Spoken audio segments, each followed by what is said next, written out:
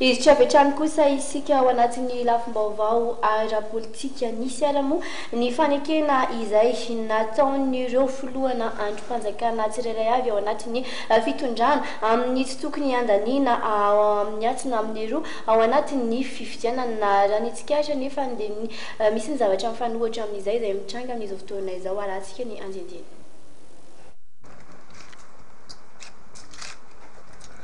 Nanao fanekena ny anajan'ny tsy fiandaniana ao anatin'ny fifidianana ireo filohana androm-panjakana. Nisy ny fanambarana ny raisany sy ny avin'ny Prime Ministre Jean-Omer Belzic, filohan'ny filakevitry ny fampihavanana malagasy ny Général Rabotaorsan Sylvain, filohan'ny CST ny Général Dolin Rasoloso, ary ny filohan'ny CT Mamy Rakoto Arvelo sy ny filohan'ny filakevitry ny miaramila ho an'ny fiarovam-pirenena ny Général Ranto Rabarso. Ajany tsy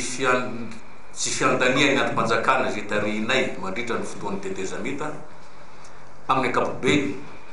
sy ny mahakasika ny zotra-pifidianana manokana araka izay voalaza ny 5/20 ao amin'ny tondro zotra.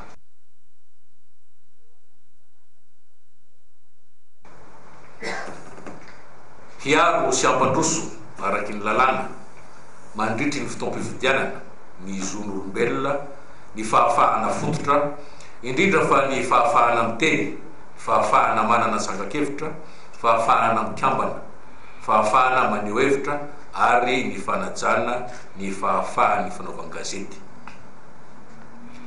Manao antsoavo ho an'ny mpisehatra politika malagasy rehetra miombonatoka amin'ny fanatanterahana ny tondro zotra, hiaro ny filaminana sy ny fandriam-pahalemana mandritra sy aoriana amin'ny fifidianana, hisoroka izay mety ho fisakasakanana fisotro amin'ny fifidianana ary hanana fitondran-tena mahomby sy tia-tanindrazana hivoahana amin'ny krizy.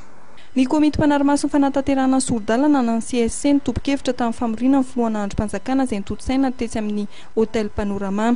ka ny aombiazan'ny fifidianana izay ho tonto-saina ny 20 Desambra izao ary nisy ny filaminana aorian'ny fifidianana ny fanamby tao anatin'ity fionana teto amin'ny Panorama ity.